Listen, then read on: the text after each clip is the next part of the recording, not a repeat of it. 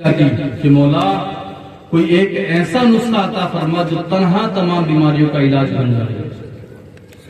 تو یہ تعلیم علم ہی ایک ایسا نسخہ ہے، واحد ایک ایسا نسخہ ہے جو تنہا تمام بیماریوں کا خاتمہ کر سکتا ہے. اگر آدمی علم سے آراستہ نہیں ہوگا تو وہ نہیں جانے گا کہ ہمارے اوپر کیا کیا چیزیں فرض کی گئی ہیں. اگر آدمی علم سے آراستہ نہیں ہوگا تو اسے حرام و حلال میں تمیز پیدا نہیں ہوگی. تو صاحبوں، اپنے حضور سے زندگی لگا لو، حضور کی سیرت کو اپنا لو. یہ دنیا ایک دھوکہ ہے.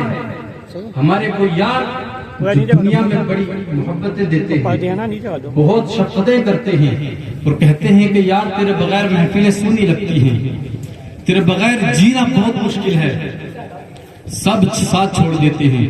ایک وقت ایسا آتا ہے کہ ہمارا بہت خاص رشتہ دار، جب آدمی کا تھوڑا سا وقت ڈھیلا چلتا ہے تو ہمارا وہی رشتہ دار ہمیں ٹھوکر مار دیتا ہے. آپ حضرات توجہ کیجئے، ذرا وہ اپنا کام کر رہے ہیں ان کو کرنے دیجئے، توجہ کیجئے. یہ دنیا ایک دھوکہ ہے.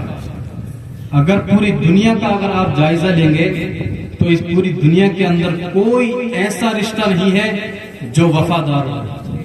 اگر اس دنیا کے اندر کوئی رشتہ اگر وفادار ہے تو وہ صرف والدین کا رشتہ ہے.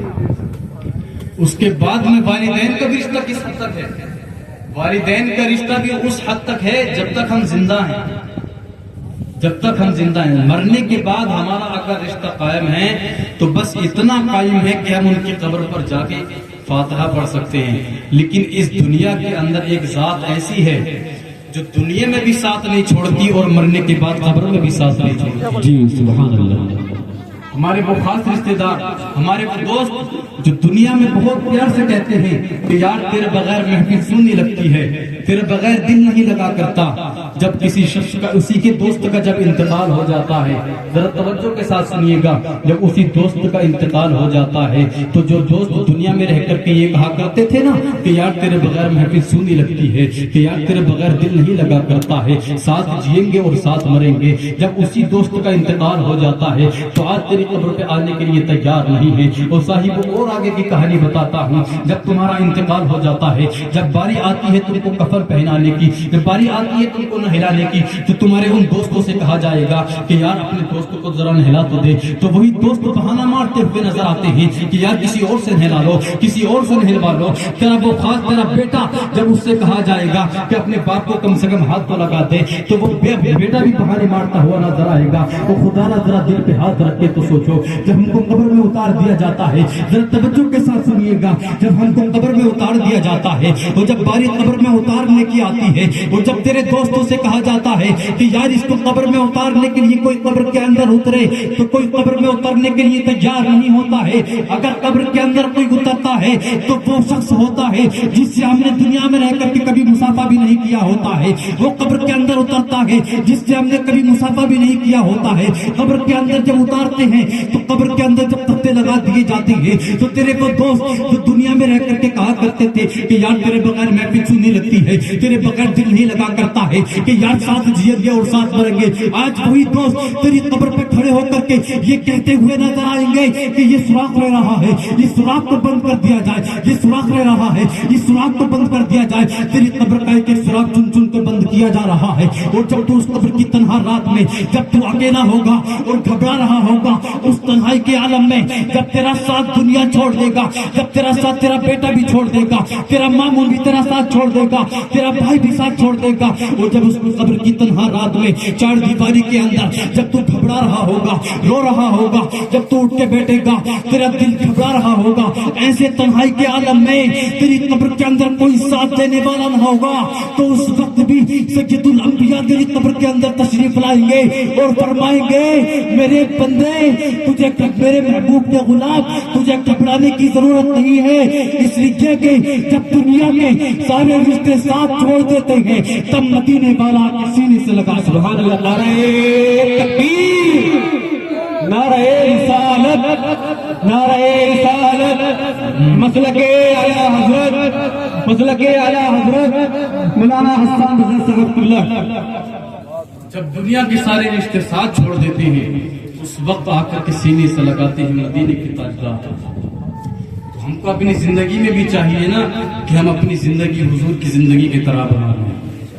اگر ہم چلیں تو کوئی دیکھ کر کے یہ نہ کہے کہ پردھان کا بیٹا جا رہا ہے, کوئی دیکھ کر کے یہ نہ کہے کہ سیٹھ کا بیٹا جا رہا ہے, فلاں امیر کا بیٹا جا رہا ہے, کہ پردھان جی کا بیٹا جا رہا ہے. جب کہ چلیں تو ایسی اداؤں کو اپناؤ کہ جب چلیں تو ہر کوئی یہ کہنے پر مجبور ہو جائے, دیکھ لو محمد کا غلام جا رہا ہے, دیکھ لو مصطفیٰ کا عاشق جا رہا ہے.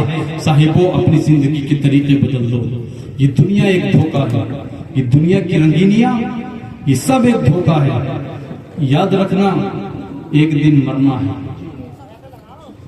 اللہ اور اس کے رسول صلی اللہ تعالی علیہ وسلم کو ماننے کے بعد دنیا کی سب سے بڑی حقیقت یہ ہے کہ آدمی کو مرنا ہے. سب سے بڑی حقیقت یہ ہے کہ مرنا ہے. اور یاد رکھنا کہ ہم بہت سارے لوگ یہ سمجھتے ہیں کہ بڑی بڑی فلائٹوں میں سفر کرنا کامیابی ہے, اچھی بلڈنگیں بنا لینا کامیابی ہے, زمین جائیداد خرید لینا یہ کامیابی ہے.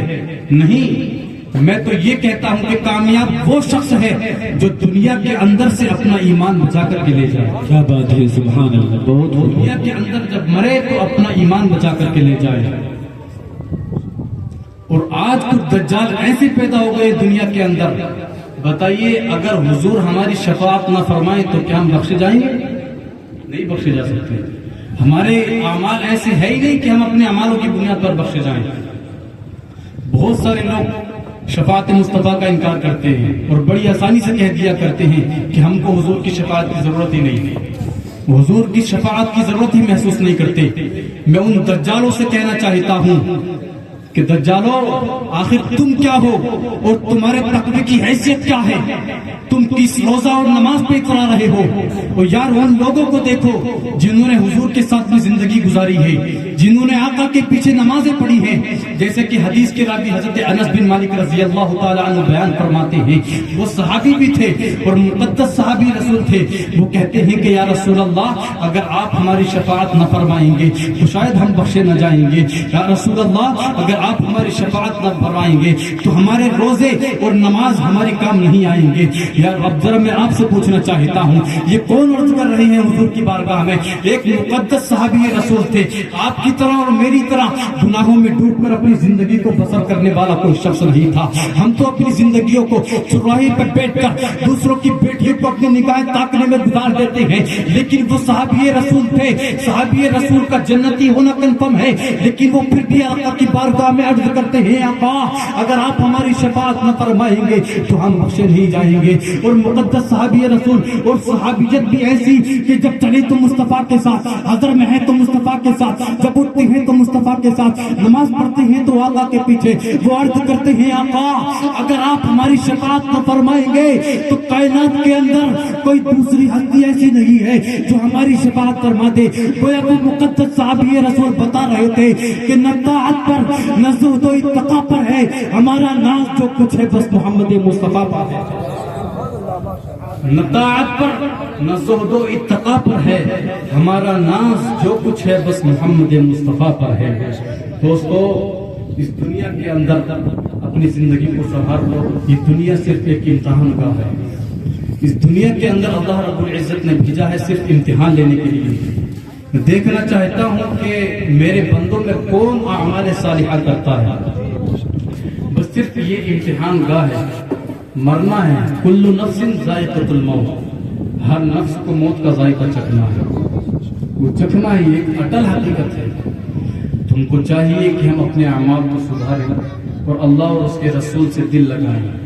بس جو ہوئے اللہ تمہیں معاف فرمائے. رب کائنات زندگی انبیاء میں رسول خدا کون ہے؟